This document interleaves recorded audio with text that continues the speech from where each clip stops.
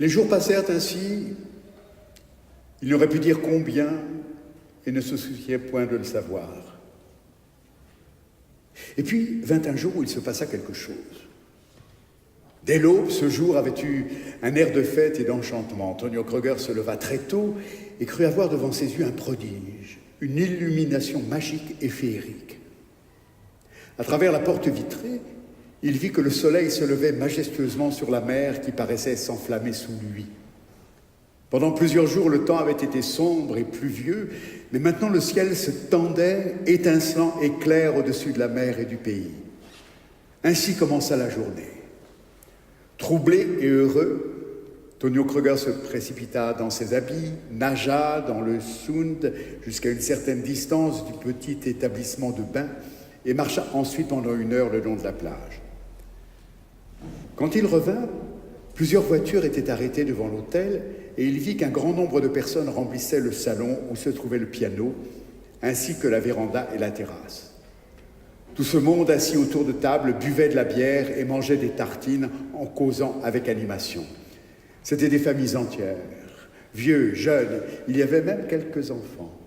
« Des gens d'Helsinge, une association de famille, lui dit la propriétaire de l'hôtel. Une partie de campagne en même temps qu'une réunion, quelque chose de ce genre, et ils profitent de cette belle journée. Plus tard, ils continueront leur excursion, mais ce soir, ils reviendront. Et alors, il y aura bal ici dans la salle. Le diable les emporte, nous ne pourrons pas fermer l'œil. » Cela fait une jolie diversion, dit Tonio Kröger. Alors, tout à coup, il se passa ceci. Hans Hansen et Ingeborg Holm traversèrent la salle.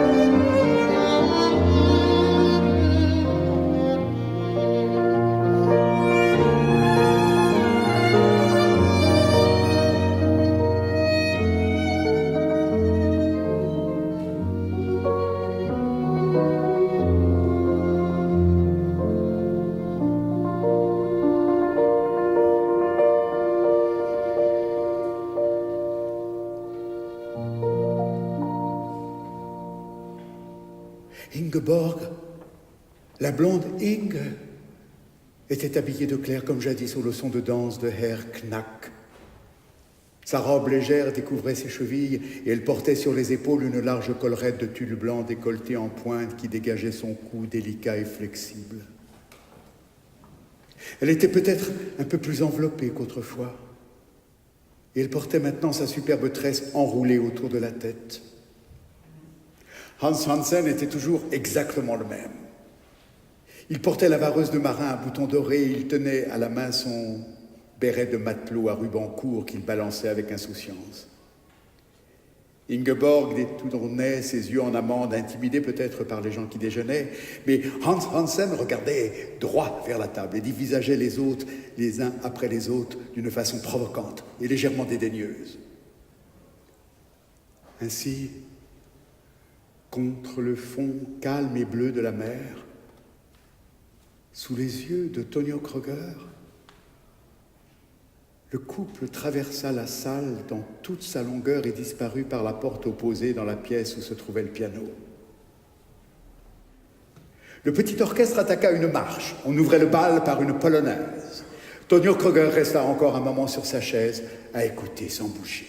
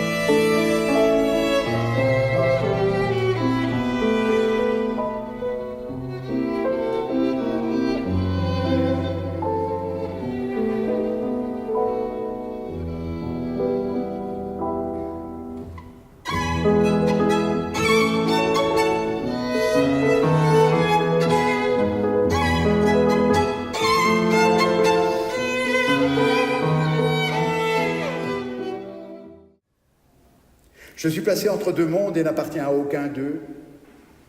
Aussi, la vie est-elle un peu difficile pour moi.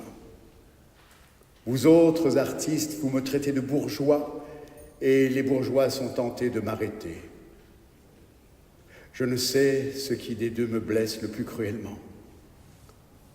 Les bourgeois sont bêtes, mais vous, les adorateurs de la beauté qui me jugez flegmatique et privé d'aspiration, vous devriez penser qu'il existe une vocation artistique si profonde, tellement imposée, voulue par le destin, qu'aucune aspiration ne lui paraît plus douce et plus digne d'être éprouvée que celle des délices de la vie habituelle. J'admire ceux qui, pleins de fierté et de froideur, s'aventurent sur les chemins de la beauté grandiose et démoniaque et qui méprisent les hommes, mais je ne les envie pas. Car si quelque chose est capable de faire d'un homme de lettres un poète, c'est bien cet amour bourgeois que je ressens pour ce qui est humain, vivant et banal. Toute chaleur, toute bonté, tout humour viennent de lui. Et il me semble que c'est de cet amour dont il est écrit que sans lui, celui-là même qui parlerait toutes les langues des hommes et des anges, ne serait qu'un airain qui résonne et une cymbale qui retentit.